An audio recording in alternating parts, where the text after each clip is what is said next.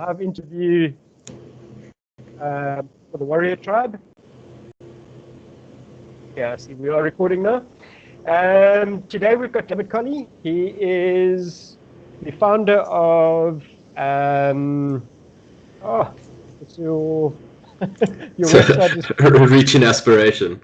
Reaching Aspiration. He's an author. He's a chartered accountant and a change agent is what he refers to himself to. And Dad's going to speak to us a little bit about his journey and some of the things that we can do to be warriors in our own lives and be as effective as possible. So first, Dave, do you want to introduce yourself a little bit? Tell us about you, who you were before you became who you are now and what you are now. Yeah, so I suppose the quick highlights package before what I call my transformation. I went to Graham College with yourself in Grahamstown. After that, I went to Rhodes for a few years, collected a couple of degrees there. Then I moved to London to start my corporate career. It started with it was a fixed term contract or temp job. Where I was paid by the hour, so I worked as many hours as possible. After that, I did articles with Mazars. So basically, before my transformation, I suppose I was working a lot of hours, a lot of studying, quite intense. And then typical thing is when it came to Friday or the evening, you decompress with either food or alcohol or whatever the case is. Partying to the point where then I need to sleep. So I basically spend my time either working, out socializing, or just trying to recuperate. Okay, and then what was your moment of transformation? When did you decide to become a warrior? Was there a defining moment somewhere in your life? Yeah, so I think we like to think back and simplify things and think of the trigger points. Sometimes they're more obvious than others.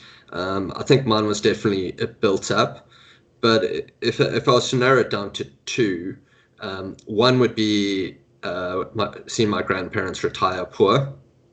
It didn't look like fun. It was kind of like, well, every day going to the use by aisle to get some bargain on something, on shopping, and really like having to watch every single rand. So I started reading about like financial literacy, financial planning. I thought there must be a better way, which then led me towards sort of the behavioral economics, the psychological stuff behind bad spending habits, which then just opened up a complete different world to me of personal development. So that was one sort of like building moment. Then the other one was a more clear trigger, was when I was basically one morning just getting ready for work, putting my shoes on, and I tried to tie my right shoelace, and I actually couldn't get my foot close enough to my arms. And it was like, Dave, you're just over 30 years old now, and you have no mobility. Part of it was the size of the gut. Part of it was just sitting in a desk, not keeping mobile, not keeping active, and in a lot of ways I was a mess. Like you put on weight over time, but it happens so slowly that when you look in the mirror, it's you're a lot in your mind. You're a lot the same. It looks fairly similar. Yes, you could afford to lose a few kgs, but it wasn't until I actually lost them that I realized how many I needed to lose and how dramatic it was. Yeah, it often happens. It's something I noticed with my breakdown. The buildup of stress was so gradual that I couldn't see the warning signs. It's like another layer of varnish over it every day until eventually you can't see that it's a wooden table that you've got underneath there. And it often does take a particular moment for us to actually wake up to the reality of what's going on and what our bad habits are bringing into our life. So once you noticed that you couldn't tie your shoes, or you got to realization that you didn't want to end up in the same financial situation as your grandparents, um, what was the importance for you? What was the thing that made you want to transform yourself? Because a big change, especially something like putting on weight over a gradual time, that becomes sort of habit forming. And that, what was the thing that made it that important for you to get back to a healthy weight and sort of get back on your feet again, so to speak? It's a tricky one now to think back, because it has been a few years of constant marginal improvements. I think it just gets to a point where the weight was just, and I mean this metaphorically now, on my shoulders was just too much. It was a point where enough is enough. I cannot do this anymore. And I think that, combined with, start reading about some of these concepts that really just like open your eyes here. And it's the type of stuff I wish I'd learned 10 years before. And so knowing that there was a different way, I think was as much a trigger as knowing that I needed to find another way. That said, it's easy to say now, oh yeah, I wish I'd learnt this before. But if I had, I don't know if I would have done anything with it. So it's kind of like it needs to build to a point where you realize that the blinkers come off and I need to do something different. So how did you stay on course then? Because it must be difficult to get up and do things every day. I mean, creating those habits, it's time consuming, and there's a lot of pain associated with starting healthy habits. Yeah, so there's a few ways to look at it. I think one of the key ones was trying to make the habit as easy as possible, so at least resistance, and then. So I suppose I'll give you an example rather. What I started doing was started running home from work 2 to 3 days a week. And what I could do was I made the commitment in the morning when the willpower was strong and the effort was required was low, and I packed my running stuff. So I've already committed to the decision while it's easy to do, and then I'd run home. And it was part of my commute, part of my routine. Now, if I had tried to wait till I got home and then done it, I would have added more time. It would have been harder to do. And I think it's really important when forming the habits. And then after a while, it becomes something enjoyable, because it wasn't fun to begin with. It was very, very tough. And I think that it's kind of there's three ways that I looked at it. And I think this is easier to define looking back than was a specific plan. But basically, I looked at forming habits. So these are the regular things you do week in, week out. I would put like a reminder in my diary. And let's say, for instance, it might be go to the gym 3 times a week. If I went twice, I still considered that a victory, because that might have been twice more. So I factored in that there will be failures. I won't make it every one of them. But by putting it in the diary, what it did was it made sure that it was a decision to not do it rather than to do it. So I'd already made the decision to go for the run. So it was easier to stay with that decision. But if I had to make a decision to go for a run, it's just psychologically harder. It requires more willpower. So there's the habits. Then goals is a common one we often use. I think sometimes they're overutilized, but they can be very powerful. So we set a goal or an aspiration for the future. Perhaps it's running a 10K. Perhaps it's being able to touch your toes, whatever's necessary. And that help keeps you focused on, am I doing the stuff required to achieve what I want to achieve? And the goal's more like a directional thing that gives you focus. Actually, achieving the goal is probably not that, or not as important as what you become in trying to achieve it. And then the last thing I did, so it's habits, goals, and then the third thing I did was challenges. So sometimes it's not so clear on what you want to achieve. For instance, I wanted to sleep better. setting myself a goal of sleeping 8 hours a night would just create too much pressure.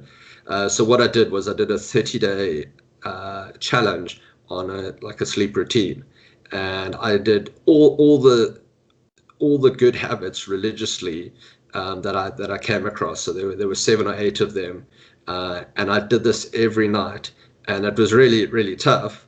But after 30 days, I could sleep again after 10 years of not sleeping properly.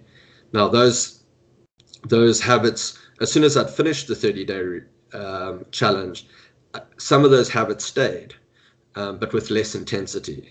So I kind of looked at 3 approaches, as I said, was goals, habits, and then 30-day challenges. Okay.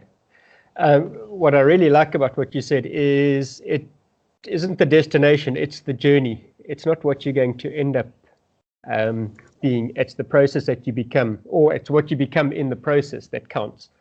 And I think very often people get so fixated on the end goal that we forget to enjoy the process. And that's it. The process. Unless you enjoy the process, you'll never achieve your goal. Unless you actually, maybe that's not the right way. Unless you're prepared to make the sacrifices required for the process, the goal's irrelevant. I mean, we'd all love to. I think what's it from? Subtle Art of Not Giving a. I won't complete it, but the book. It talks about how we'd love to be a world-class musician. I mean, I'd love to be, but am I prepared to spend the hours practicing on the drums or the guitar?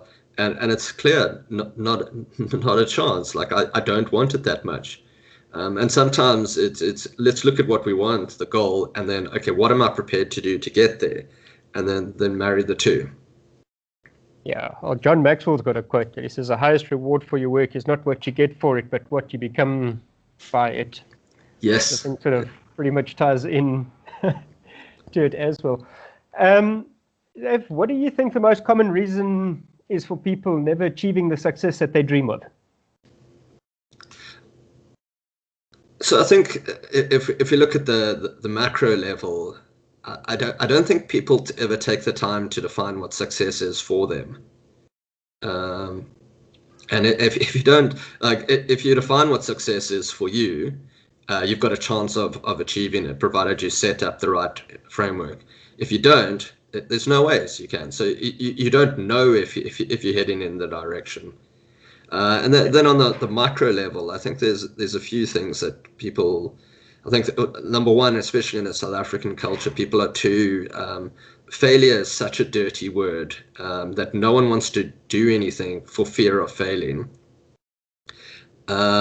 Whereas really, failure is just a step towards success. Then I think another thing stopping people becoming a success is that they don't factor in, and I'm saying failure, is they don't factor in failure. So they want to go sugar-free. So they say 30 days, 0 sugar. Second weekend, it's their child's birthday, and they have a slice of cake.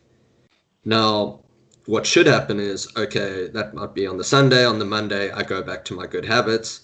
But instead, they think, oh no, I can't do this. I've failed. So they reset to 0. They go back to eating exactly as they were. Yeah. And then I think that the third one, or the last thing I'd probably mention, is I think people try to do too much.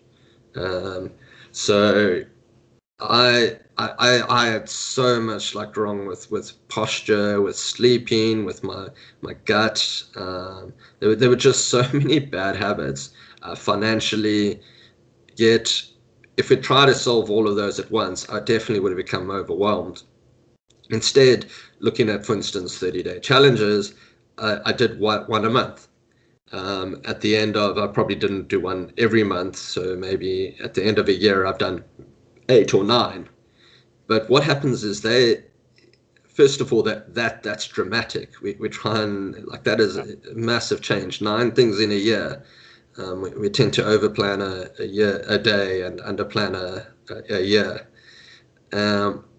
So by doing that, I knew where I was going, and I could make consistent impacts. But the other thing is, one leads to another. Now, running regularly is a form of mindfulness, which meant I slept better. Eating healthier meant I was lighter and had more energy, so I could run more. You know, being a little bit more conscious with and frugal with my spending, first of all, took the stress off so that I could sleep better. But it also gave me the financial ability to experiment and do things elsewhere. Okay, so it's building that momentum. And once you build Yeah, momentum in one area of your life, it's going to spill over to other sections of your life. the way I envisage it, because sometimes that's how I understand these things, is you can imagine that drawer full of cables, headphones and all that. It's all intertwined. Now, what we try and do is just pull at all of them and try and get at the one we want. And all that happens is that knot just tightens. But if we just take a moment, step back, and pick one, and that might be the most important one, let's say the biggest cable, or it might be the loosest one, the easiest one to unthread, and we pick one of those and say, okay, for 30 days or for the next month or 21 days is the typical one that people do. Just focus on that. Then next month do something else. Awesome. Just going back to that segment, I really like what you speak about where people are afraid to fail. And Arthur L. Williams, that's a chap I came across this weekend in some reading. He's got a quote. It says, remember, before you can be great, you've got to be good. Before you can be good, you've got to be bad. But before you can even be bad, you've got to try. So, and I thought that's actually pretty amazing. Like, actually, if you are not even trying, you're not going to fail. And I think that's where a lot of people get to. They're so scared to fail that they don't even show up to start the journey. It's this one I heard. What is it? People forget how much time and hard work goes into becoming an overnight success. Yes. So we see the outcome and we think, you see a Cristiano Ronaldo and you think how brilliant he is at football, but then you don't think about like how he would spend 2 to 3 hours longer than anyone else at training. Yes. It's like those pro golfers that will do 2,000 putts, 2,000 3-foot putts a day as one of their things. Or Sergio Garcia used to have to sink 200 3-foot putts in a row before he'd finish his day's training. So if he missed a putt on like putt 197, he would start from zero again and have to get his 200 in a row. So wow. We don't see those type of things. And that's the amazing thing. There, like there are a few things I take from that. It's one is that consistently doing the simple things right. You don't have to do dramatic things. So I mean, if he missed a 20-foot putt, what does he need to practice? Probably 3-foot putts over and over again. There's so many things that can go wrong. I actually remember at school we'd have these convoluted backline moves, and it would get to the third person running in at an angle, and they'd drop the ball. So we'd practice the whole move again. We wouldn't practice the fact that the person dropped the ball and they just need to practice catching it. How many times did you guys run Pineapple 1? The names of these things. So, it's been quite interesting talking about these things. So what advice could you give people that would be listening to this when they're feeling overwhelmed and they want to give up? I think it is such a tough one because it'll depend on why they're wanting to give up. Sometimes it is important just to stop. But I think the key ones are perhaps recognize you're not alone. You're not the first person to feel like this. There are other people who've been in the same situation. And I often think back to myself. We want to be happy all the time. And a lot of the time I think to myself, okay, cool, Dave, like just readjust your attitude. But there are times when like bad things are happening or just emotionally I'm not ready for it. And it's just a bit of acceptance. It's like, cool, you know what? I'm not feeling good at the moment, but I've not felt good before. And The next day I felt better, or the next week I felt better. So know that it can, there are going to be tough times. Jim Rohn talks about how winters are tough, but every winter is followed by a spring. You can be guaranteed on that. You don't know how long the winter is going to be, but there will be a spring that follows. And then on a smaller, more immediate level is take an extra 2 steps. I had a mate who, when she started running, her rule was that if she had scheduled a run, she had to go.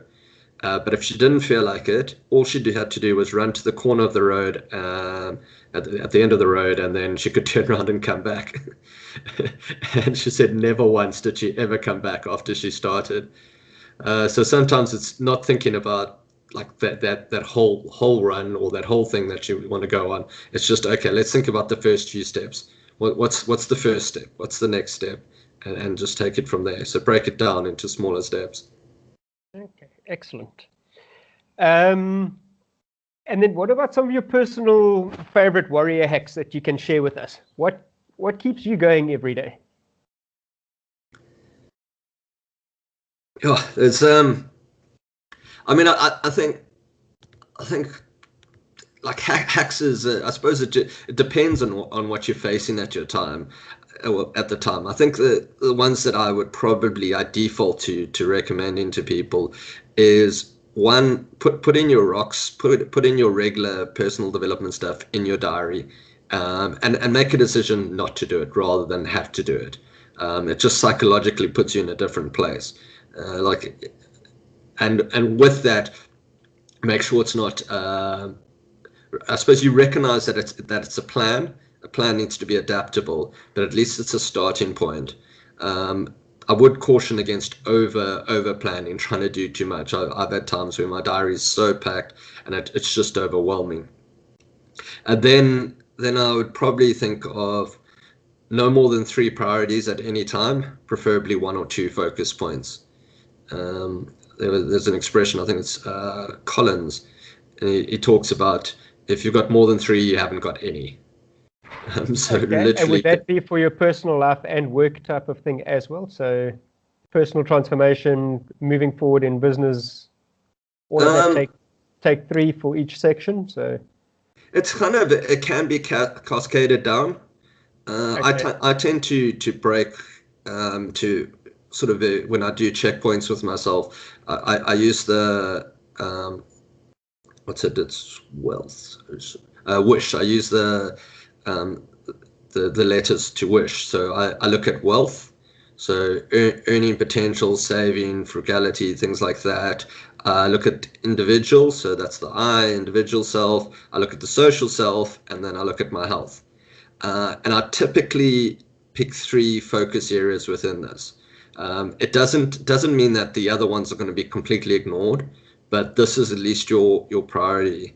And then within that, you can cascade your tasks. So it might be, I want to run a marathon, that falls under health. So what I have to do for that, I have to eat healthy, I have to go on regular runs, that type of thing. I have to keep mobile. So I suppose the short answer is, perhaps it depending on how circumstances are, split between work and personal. But I don't think that's it's not as clean a break as people think it is. When you walk through the door into your home, you don't leave everything that happened at work behind. If it was a good day, you bring in good energy. If it was a bad day, you bring in bad energy. So I would probably look at 1 or 2 at work, and then 1 or 2 personal ones. Okay, excellent. And you are a change agent, and you change companies and individuals alike. And I'm almost finished reading your book, Who Let Me Adult. It's a question that I think a lot of us ask ourselves a lot of the time, especially now that I've got kids, and I sometimes look at them and think, how am I supposed to teach these people all about life when I don't have a proper grasp on it myself? What do you do to transform other people? What are some of the things that, if people want to reach out to you, what can you add? How can you add value to our lives? I suppose it's really, I mean, the typical role of a coach would be around focus and accountability. Those are the two that really add value. It is amazing when you know you've got a call coming up. Oh wait, I better do something. It just keeps you accountable. I mean, you think about, you go to the gym. If you've got someone you're meeting there, you are 5 times more likely to go than if you don't. At least when you're in a situation where your willpower is low. Um, the other thing I personally, I suppose, a strength of mine is I see the end goal or target, and I can break it. I tend to break it down into very practical, immediate steps, um, things that you can actually apply and do straight away. I think sometimes you read these things and they're like, yeah, that's a great idea. It's awesome, very inspiring. But what does that actually mean? What is the step that I can take? That actually creates a bit of momentum and a bit of motion. So I think you can. What I add is that there's a lot of complexity in life, and I seem to be able to distill it down to a few practical steps and provide coherency to that. Okay, excellent. And then your website, in closing, let us know a bit about that. What type of things, why would somebody want to visit your website at Reaching Aspiration? Yeah, so I suppose, I mean, I can read the tagline now. It's really, join me on my journey as I discover real world practical ideas to find my purpose, grow my wealth, and achieve success. So it's really, it's things we all strive for, but there's so many different avenues to take on it. So in the personal development world. And really, the reason you'd come to Reaching Aspiration is you might have a specific idea or concept or thing you're battling with, perhaps with sleep, and you get the theoretical answers elsewhere. Whereas with mine, it's stuff I've actually done, I've tested, I've thought about, and as I said, I think the practical ideas is something that you don't always find elsewhere. So what does this actually mean? So for instance, one of the things with sleeping is just getting a blue light filter for your phone. It's a practical step that I can take immediately. Okay. Excellent, Dave. Well, thanks very much for your time. Have you got any sort of closing quote or pearl of wisdom that you'd like to leave us with? That's a little bit on this one. I suppose it's just really recognizing that, no change happens overnight. You have those pivotal moments where you change direction, but then it's the steps afterwards. I can change direction and not go anywhere, and those steps are small and manageable. So I'd always just be thinking, this is the direction I want to go in. What are the small steps I can take, and those compound over time. Actually, I did a calculation this morning. I suppose this is an insight to how I think. And we look at Moore's law, technology, or the transistor size is halving every 2 years. So basically, computer power is doubling every 2 years. And that's what people tend to think of. But I did the maths, and that's 0.1% a day. So anything you want to increase, all you have to do is find 0.1% improvement a day, and you're literally doubling every 2 years. Yo, that's quite profound. Yeah, I think I'll drink my water today. Yeah, that's today's improvement, an extra glass of water. And I suppose, like, I did the maths on my weight gain, and it was literally 5 to 8 grams a day that I put on over a 4-year period. That is nothing. That is a teaspoon of something. Yeah. And I suppose if you look at it like that, you take the weight off and you think, well, in 2 years' time, if I stick to my plan and my formula, I'm going to be back to that size, and you setting that long-term goal for yourself. And that's it. I mean, there's various levers to pull, and I suppose there's a psychological side of it. But I mean, if we're going to go back to that same analogy, it's that 1 teaspoon of sugar less in your coffee each day. Yes, that can make the difference. Yeah, well, in closing, I just want to leave, I think, for the people, a little quote from Karen Lamb. She says, 1 year from now, you may wish you had started today. And I love that. I mean, I I think think about what I wish I'd done 10 years ago, and then I just think to myself, I don't want to be in that same situation 10 years from now. And that just dilutes it even better. it's like that old Chinese proverb, the best time to plant a tree is 20 years ago, and the second best time is right now. So, Oh, I love that. so yeah, that's it. So for all our listeners and everyone tuning in, I'd like to encourage them to start today, whatever it takes. Just do that, 1%. And I think that's my nugget for the chat today is what is that 1% that I'm going to do every day that's going to bring me closer to be the person I want to be. Excellent. Well, Dave, thanks very much for your time. It's been really awesome. And I'm Dylan, sure you and thank I will you. be in Thank contact. you for being the inspiration that you are and showing the way for other people. Excellent. Well, take care and we'll catch up soon. All right. Cheers, Thanks, Dylan. man.